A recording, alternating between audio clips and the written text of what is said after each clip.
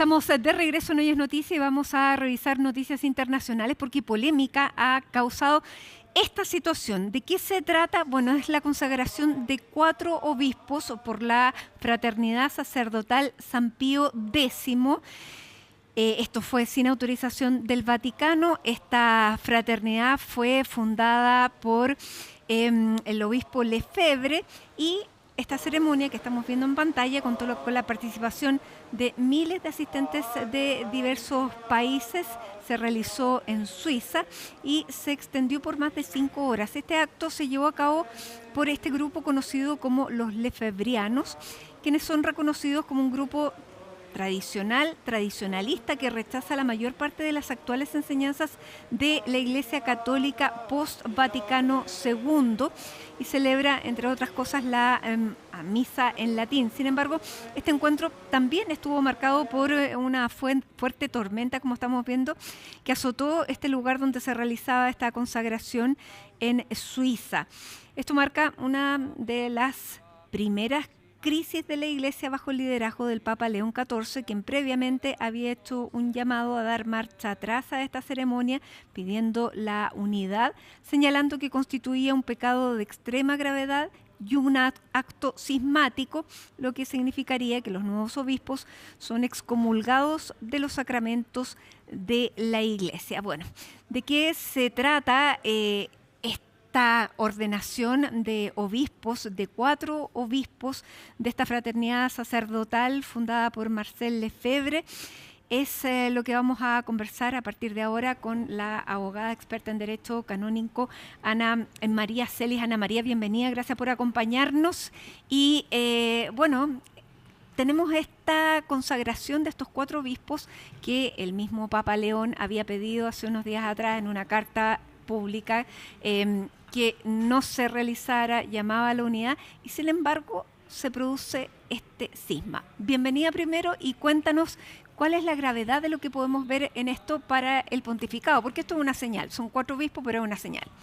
Muchas gracias primero por la invitación y por el interés en este tema que toca una de las cuestiones más complejas de la Iglesia, que es una herida en la comunión.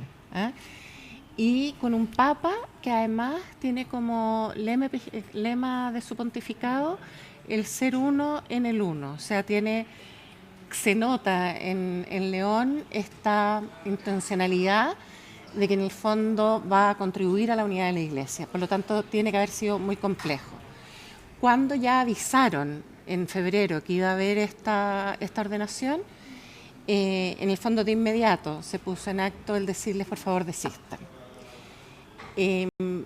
Yo aquí diría 2 cosas. Porque lo primero, ya se había producido una situación como esta el año 88, que fue exactamente lo mismo, porque fueron 4 obispos que fueron ordenados también en esta división. O sea, yo me acuerdo patente de esa ordenación y del como clamor del Papa Juan Pablo II en ese minuto diciendo por favor no. ¿Y por qué lo tienen que decir además públicamente? Porque todos los que pertenecen a esa comunidad tienen que saber estas cosas. O sea, no puede haber también un aprovechamiento de gente que no esté sabiendo, que no esté al día en esto.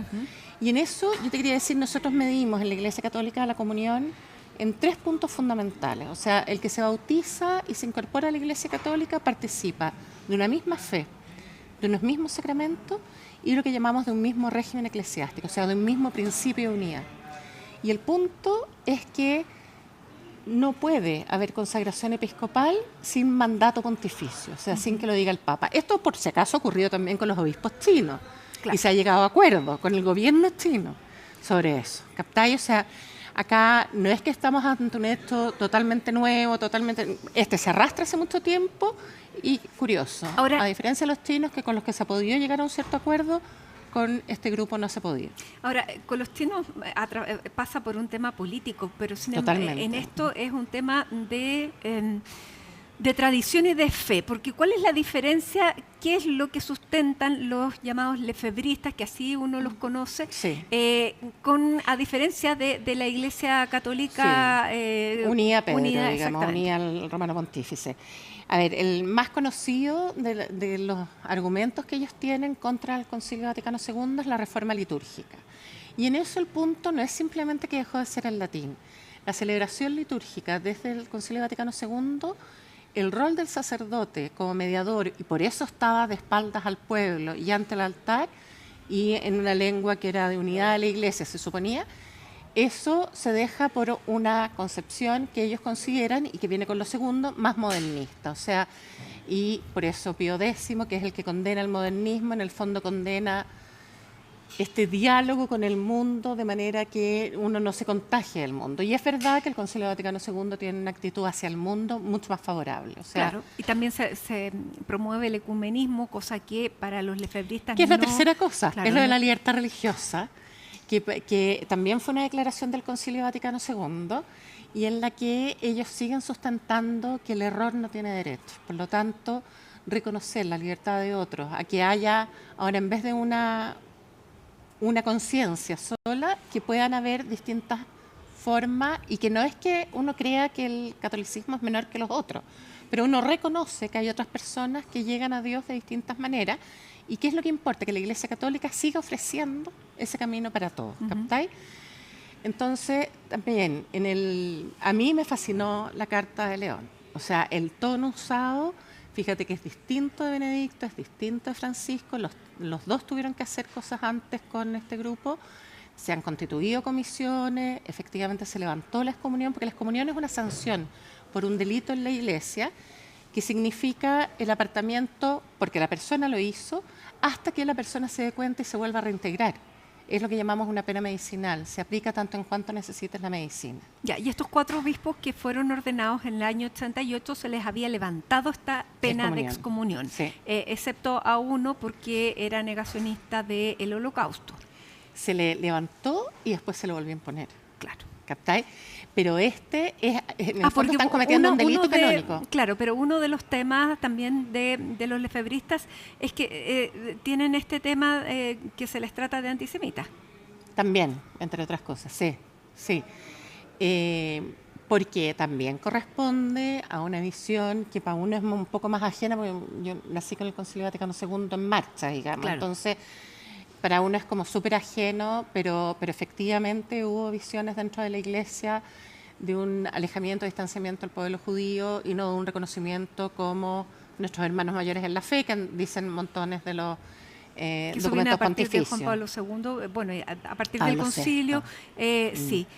Pablo VI, tienes toda la razón. Sí, Pablo VI es el que reinicia toda la cosa. Y en el fondo, o sea, son un montón de cosas, pero lo que es objetivable desde el punto de vista del derecho de la Iglesia, digamos, y lo dice muy bien Benedicto en algunas de sus causas. A ver, la ordenación es válida porque ustedes ya tienen la sucesión apostólica, ¿ya? Pero es ilegítima. Y esa ilegitimidad está sancionada como uno de los delitos más graves que pueden haber en la Iglesia, por lo tanto. Y eso es ilegítimo porque no viene del Papa, sino porque viene de ellos. Pero todos los obispos, en la Iglesia Católica es así. O sea, para mantener esta fidelidad a Cristo y los apóstoles, todos los que son consagrados obispos tienen que venir nombrados por el Papa. Ahora, dentro, por ejemplo, de los lefebristas, si se producen si se imparten otros sacramentos, como la comunión, como el matrimonio, ¿eso se reconoce? ¿Cómo se llama? El Papa Francisco lo dice explícitamente. Que sí lo se reconoce, sí. Ya, entonces, lo dijo explícitamente eso. Si el punto acá es la herida de la comunión. Es como, y si tú te fijas, así como me fascinó la carta de ¿cómo se llama?, del Papa León, la respuesta fue un poco menos agresiva que algunas otras que habían dado, pero fue usando el símbolo que usa el Papa León. El Papa León, si te fijaste, habla de la túnica sin costura. La túnica sin costura es la que se sortean los soldados cuando crucifican a Jesús. O sea, para nosotros, cualquiera lo podrá considerar un símbolo, una cuestión del pasado, para nosotros es algo sagrado. Claro. Y ellos entonces responden, y sin querer calificarlo, pero sí con claridad, quisiera decir que en el fondo ellos usan eso diciendo, no, esta túnica está sumamente descosida y nosotros somos los llamados. Y ahí tú ves una actitud totalmente distinta y de ruptura en la comunión. Esto significa, para entender la gravedad de lo que estamos viendo, esto, porque se habla de un cisma, pero el cisma ya se produjo el año 88, ¿no? Se había trabajado en levantarlo. Ya, por lo tanto se vuelve... Por lo tanto, salvo ese, que además fue también desconocido por ellos mismos. Entonces, salvo ese, se había trabajado y se habían dado pasos. O sea, el Papa Francisco en realidad cuando habla de los matrimonios celebrados por ellos, lo hace para el año de la misericordia y después dice, y que sigan, ¿captáis? Pero tenían que haber pasos y tenía que haber alguna actitud de... A mí lo que me llama la atención también es uno en su vida diaria, tiene un poquito que cuestionarse si está actuando bien o mal, y ni siquiera por lo bueno y lo malo, sino que por lo bueno y lo mejor. Ujú. Y acá a mí me llama la atención esta comunidad, ¿captáis? O sea, como nosotros somos entonces los únicos depositarios de la verdad, como ¿no te preguntáis? ¿No te preguntáis qué es lo que pasa con todos los otros?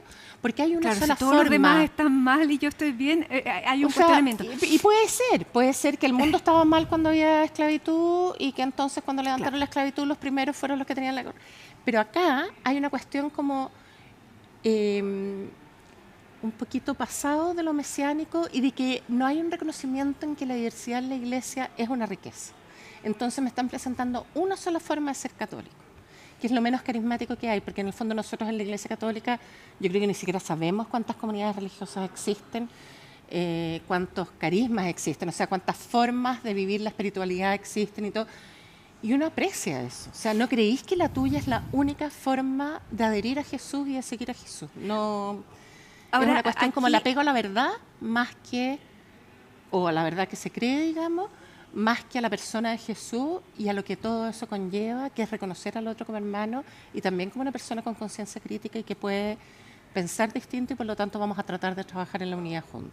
ahora aquí hay dos cosas que llaman o sea, para explicarlo, que pudieran explicarlo, porque llama la atención que se haga bajo el pontificado de León XIV, que ha sido muy abierto, que tampoco ha sido tan, entre comillas, rupturista como se criticaba al Papa Francisco, que ha acogido a la iglesia más tradicional, más conservadora, que ha hecho distintos tipos de gestos hacia ese sector, pero que mantiene una distancia a propósito de lo que ocurrió en Estados Unidos, pero es una distancia con lo que ha dicho Donald Trump.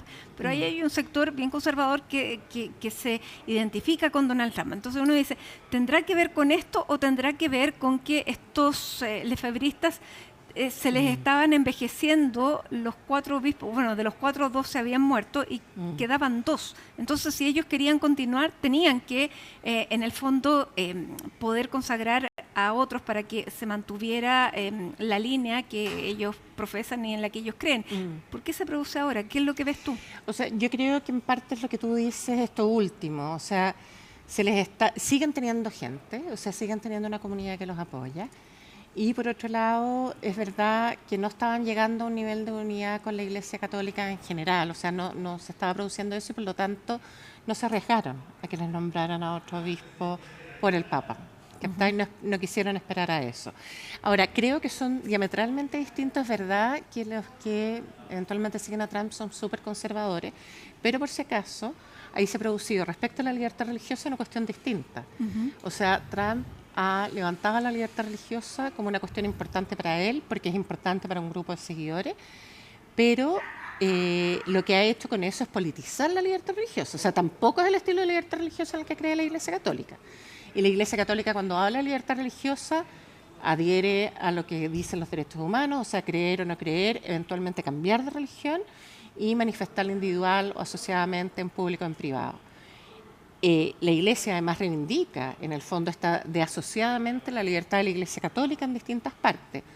Y eso sabemos que no es que lo... Bueno, Promueva, claro, que lo promueva tanto. Digamos, ¿no? Ya, entonces no va por ese Son lado. distintos, son dos fenómenos distintos efectivamente y curiosamente los dos también de alguna manera utilizan la libertad religiosa como una cuestión de un dogma que no es, de una verdad a la que hay que adherir y olvidándose.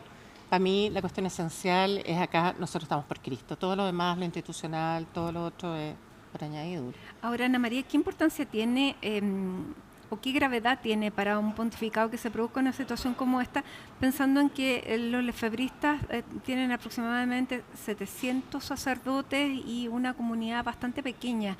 ¿Por qué es importante y por qué estamos poniendo los ojos en esto? Porque también nosotros no perdemos ninguna oveja, porque, o sea, también hay una cuestión como de nos vamos a acercar, o sea, es misión de la Iglesia también, este llamado a ser uno, si en realidad es un escándalo que no estemos todos los cristianos unidos. Ya, pero es un escándalo y un punto negro para el pontificado de León XIV, o sea, es algo que... como hecho a él, no, sí. yo creo que es a la Iglesia Católica, y yo creo que ellos, porque en la carta que le escriben también, rezamos a Santa Rita, que es típica, como cercana claro, a Agustín, de la que es devota claro, el Papa, sí. O sea, como que utilizan eso y creímos que usted nos iba a recibir, creímos que usted no sé qué, o sea, también en un tono que uno dice, chuta, un poco victimista al lado del dolor o de la herida que están causando también a toda la Iglesia. Para mí es una cuestión como...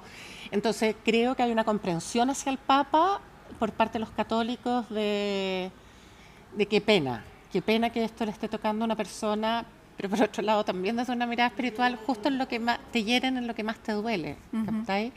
Que es esto que te recordaba de...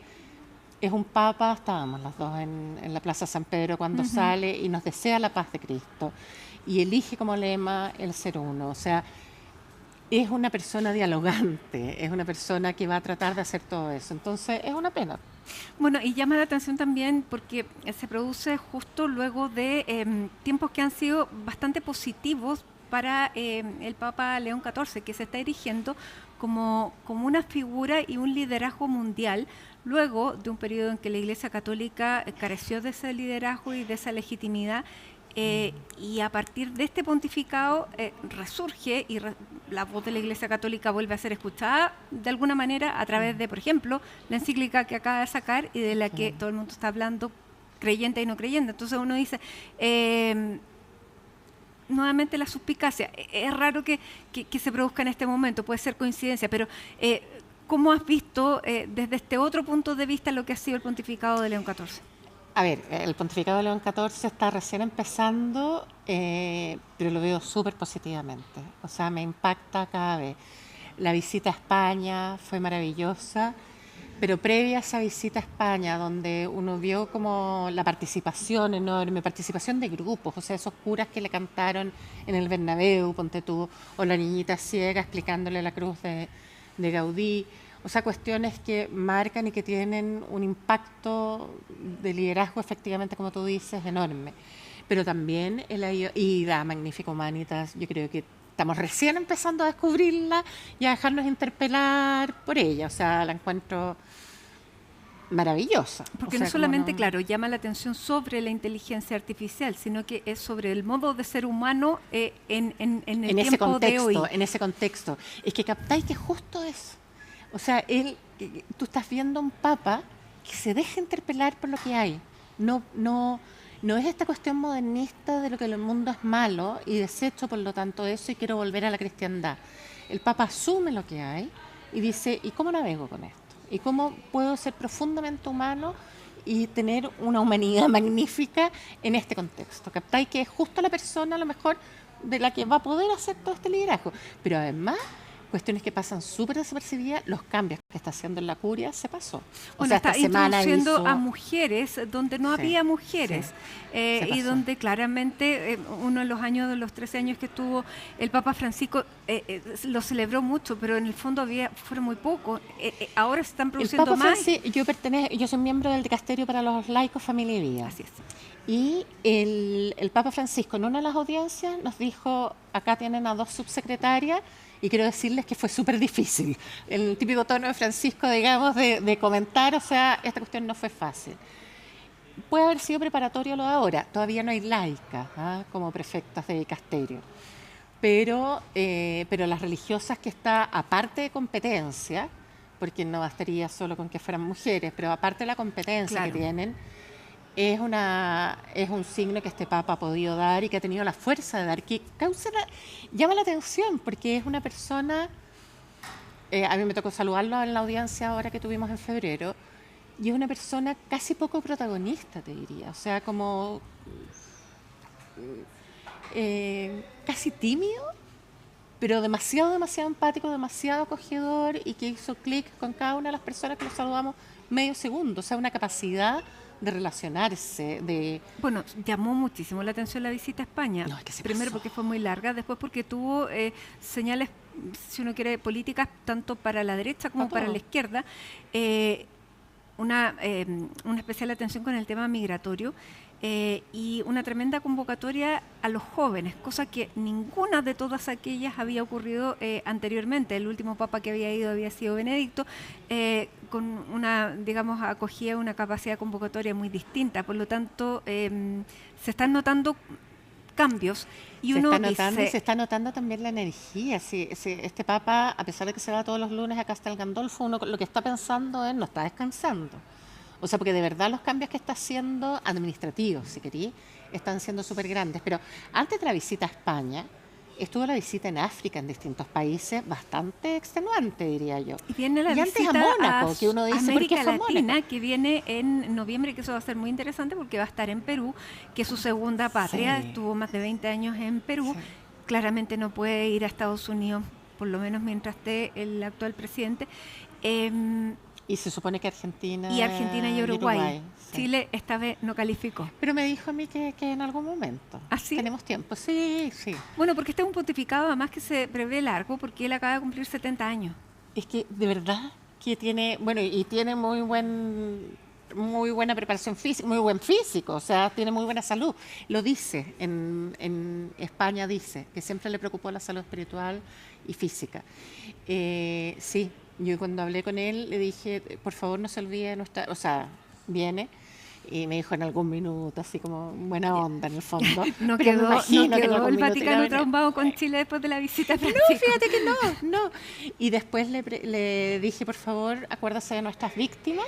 Y ahí se le encendieron los ojos y me dijo, por supuesto que sí, o sea, claro que sí. Y son encuentros de medio segundo en el que así como la sintonía fina, como para decir, este tema nos importa, y nos habló de abuso, ¿captáis?